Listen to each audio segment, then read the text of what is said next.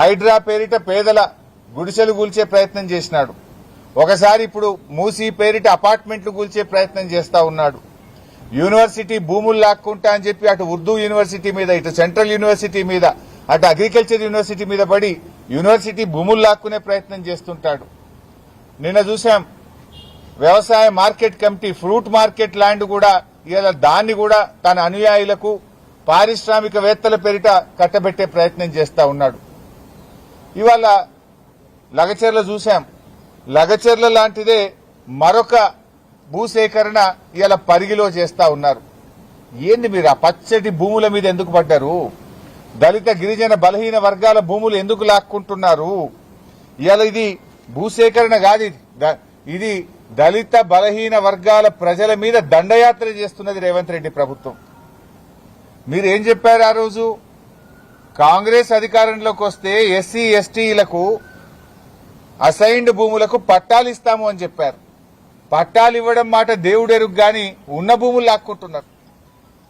పట్టాలు ఇయ్యలే, కానీ దళిత గిరిజనుల భూములే లక్ష్యంగా పెట్టుకుని టార్గెట్ గా ఎక్కడ ఎస్సీ ఎస్టీ బీసీల అసైన్డ్ భూములుంటే అక్కడ ఇండస్ట్రియల్ నోటిఫికేషన్ ఇస్తా ఉన్నారు. రేవంత్ రెడ్డి వచ్చిన ఈ 2 సంవత్సరాల్లో ఇప్పటికే 10,000 ఎకరాలు ఇండస్ట్రీల పేరిట భూములు లాక్కున్నారు. ఇంకో 40,000 ఎకరాలు లాక్కోవడానికి ప్రణాళికలు సిద్దం చేసినారు. రంగారెడ్డి, మేడ్చల్, సంగారెడ్డి, వికారాబాద్, భువనగిరి, ఈ చుట్టుపక్కల హైదరాబాద్ చుట్టూ ఎక్కడ ఎస్సీ ఎస్టీ బీసీల అసైన్డ్ భూములుంటే అక్కడ ఇండస్ట్రియల్ పార్కులని చెప్పి నోటిఫికేషన్లు ఇచ్చుడు, భయభ్రాంతులకు గురి చేసుడు, ఇవాళ ఆ భూములు లాక్కునే ప్రయత్నం చేస్తున్నారు. మీ మేనిఫెస్టోలో చెప్పిందేంది? వాళ్ళకు పట్టాలు ఇస్తాం, వాళ్లకు అమ్ముకునే హక్కులు కల్పిస్తాం, ఒకవేళ ఎక్వైర్ చేస్తే పట్టా భూమితో సమానమైన ధర చెల్లిస్తామన్నారు. ఇస్తున్నారా? ఎక్కడన్నా ₹1,00,00,000 ఎకరం ఉన్న భూమికి అసైన్డ్ భూమి అని 10 లక్షలు 20 లక్షలు ఇచ్చి లాక్కునే ప్రయత్నం చేస్తున్నారు.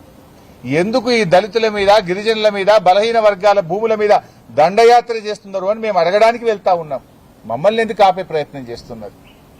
అది ముఖ్యమంత్రి గారి జిల్లా వికారాబాద్ జిల్లా, స్పీకర్ గారి జిల్లా. ముఖ్యమంత్రి స్పీకర్ గారు ఉంటే మీరు రక్షకులుగా ఉంటారా, భక్షకులుగా మారతారా?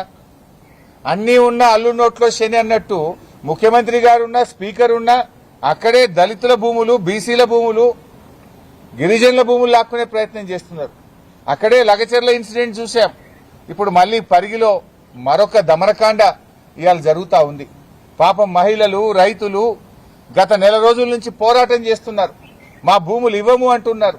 ఆ భూములను తాతలు తండ్రుల నుంచి సాగు చేసుకుని ఆ భూమి మాకు జీవనాధారం, ఆ భూమితో మాకు పేగుబంధం ఉన్నది, మా భూమి మాకు కావాలి అంటే ఎందుకు నీ అనుయాయులకో నీ కుటుంబ సభ్యులకో ఆ భూములు కట్టబెట్టడానికి గా భూములే దొరికినాయా నీకు? ఆ పేదలేంటే ఎందుకు పడతా ఉన్నావని నేను అడుగుతా ఉన్నా. ఇవాళ మీరు చేస్తున్నటువంటిది కేవలం ఆ ఎస్సీ ఎస్టీల నోట్లో మట్టిగొట్టే ప్రయత్నం చేస్తున్నారు. మీరు మా నాయకులను ముందస్తు అరెస్టు చేసినా, మమ్మల్ని అడ్డుకునే ప్రయత్నం చేసినా మా పోరాటం ఆగదు. మేము తప్పకుండా వెళ్తాం, అక్కడికి వెళ్లి తీర్థం, ఆ రైతులకు గొంతుకగా మారుతాం. మీరిచ్చిన హామీ అమలు చేయండి, మేమేం అడుగుతలేం. మీరే చెప్పిండ్రు ఎస్సీ ఎస్టీలకు పట్టాలు ఇస్తామని. ఇస్తారా? ఇయ్యరా? ఎస్సీ ఎస్టీలకు పట్టా భూములతో సమానమైన నష్టపరిహారం ఇస్తామన్నారు. ఇచ్చిన మాట నిలబెట్టుకుంటారా, నిలబెట్టుకోరా? అంటే అధికారంలో వచ్చేదాకా ఒక మాట, అధికారంలో వచ్చిన తర్వాత ఇంకో మాటనా? ఓడ దాటేదాకా ఓడమల్లప్ప, ఓడ దాటినాక బోడమల్లప్ప కథనా ఈ కాంగ్రెస్ కథ? అందువల్ల ఇలా రేవంత్ రెడ్డి ఎట్లయిపోయిందంటే సూర్యుడి చుట్టూ భూమి తిరుగుతుంది అన్నట్టు రేవంత్ రెడ్డి ఆలోచనలన్నీ భూమి చుట్టే తిరుగుతున్నాయి.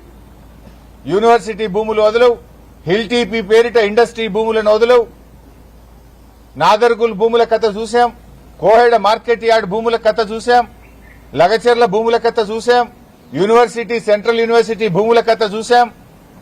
ఇవాళ చూస్తే పరిగిలో మళ్ళా భూములు లాక్కోవడం. భూములు తప్ప నీకు ఇంకోటి పట్టదా? నువ్వు పాలన చేయవయా అంటే భూములు లాక్కోవడం ఏంది? ముఖ్యమంత్రి ఇందిరమ్మ రాజ్యం అంటూ నాటి ఇందిరమ్మ భూములు ఇచ్చింది, నేటి ఇందిరమ్మ పాలనలో భూములు లాక్కుంటున్నారు. ఎస్సీ ఎస్టీలు, మైనార్టీలు, బీసీల భూములు లాక్కోవడానికే నీకు అధికారం ఇచ్చిందా? నువ్వు ఎందుకు ఎక్కడ అసైన్డ్ భూమి ఉంటే అక్కడ గద్దల్లాగా ఎందుకు మారుతున్నారు? ఇప్పుడు నిన్న మేము కోహెడకు పోయినాం. తుమ్మల నాగేశ్వరరావు గారు ఏం చెప్పిండ్రు? మేం చెప్పిందే చెప్పింది కదా. ఈ భూమిని మేము బడా పారిశ్రామికవేత్తలకు ఇస్తాం, ఆ దిల్ భూములు హైకోర్టు కేసులున్న భూములు మార్కెట్ కట్టమంటాడు. ఆ కోర్టు కేసు దిగాలి ఎప్పుడు, నువ్వు మార్కెట్ కట్టాలి ఎప్పుడు? మేము చెప్పిన దాన్నే ఇలా తుమ్మల నాగేశ్వరరావు గారు కూడా నిజమని ఒప్పుకున్నారు. ఆయనకు ధన్యవాదాలు కూడా చెప్తున్నా నేను. మేము అదే కదా అన్నది.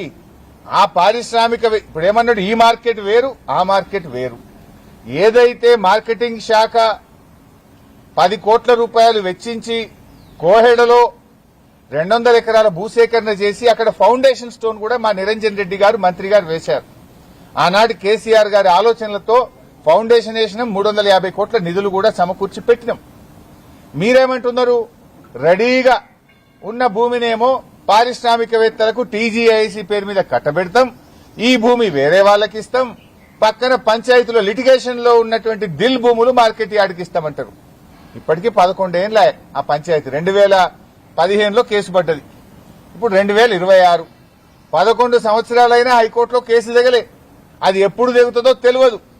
మరి నువ్వు నిజంగా రైతుల పక్షపాతివైతే, నీది రైతు ప్రభుత్వం అయితే, నీ రైతు డిక్లరేషన్ లో నిజముంటే ఉన్న మార్కెట్ యార్డ్ లో కట్నీళ్లు పెట్టిన పొయ్యి అక్కడ ఆల్రెడీ లేఅవుట్ రెడీగా ఉంది, ప్లాన్ డిజైన్ రెడీగా ఉంది, డబ్బులు రెడీగా ఉన్నాయి. ఇక్కడనే టెండర్ పిలవండి. అంతర్జాతీయ ప్రమాణాలతో ఈ రాష్ట్రంలో లక్షలాది మంది రైతులకు ఉపయోగపడే మార్కెట్ నిర్మించండి. మీరే భూసేకరణ చేయలే. నేను మార్కెటింగ్ శాఖ మంత్రిగా ఉన్నప్పుడే కోహేడ భూములకు 10 కోట్ల రూపాయలు చెల్లించి ఆ రోజు మేము భూసేకరణ చేసినాం. కేసీఆర్ గారి ఆలోచనతో నిరంజన్ రెడ్డి గారు వెళ్లి ఫౌండేషన్ వేసిండ్రు. దాన్ని కొనసాగించమంటే ఈ భూములు టీజీఐసీకి ఇచ్చి దాని నుంచి పారిశ్రామికవేత్తలకు ఇస్తాం, ఇది వేరే మార్కెట్. అసలు మార్కెట్ యార్డు రాష్ట్ర ప్రభుత్వం నడిపే మార్కెట్ నేమో పంచాయతీలు పెడుతున్నారు. అదే కావాలంటే పారిశ్రామికవేత్తలకు ఇవ్వండి, ఇక్కడ మార్కెట్ కట్టండి. ఇప్పటికైనా ఈ చిల్లర కార్యక్రమాలు మానండి, భూముల వెంట పడకండి, పేదల భూములు లాక్కోకండి. ఇవాళ 22A పెట్టిన భూములన్నీ నిషేధిత జాబితాలో పెట్టి భూ దోపిడీ ఈ రాష్ట్రంలో జరుగుతా ఉంది. నిషేధిత జాబితాను రివ్యూ చేసి తక్షణమే ఎత్తివేయాలని చెప్పి కూడా డిమాండ్ చేస్తున్నాం.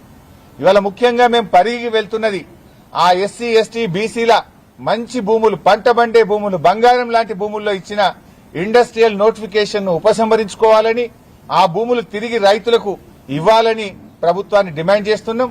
మీరు తిరిగి ఇచ్చేదాకా, ఆ రైతులకు న్యాయం జరిగేదాకా బీఆర్ఎస్ పార్టీ రైతుల పక్షపాతిగా రైతుల వెంట నిలబడుతుంది.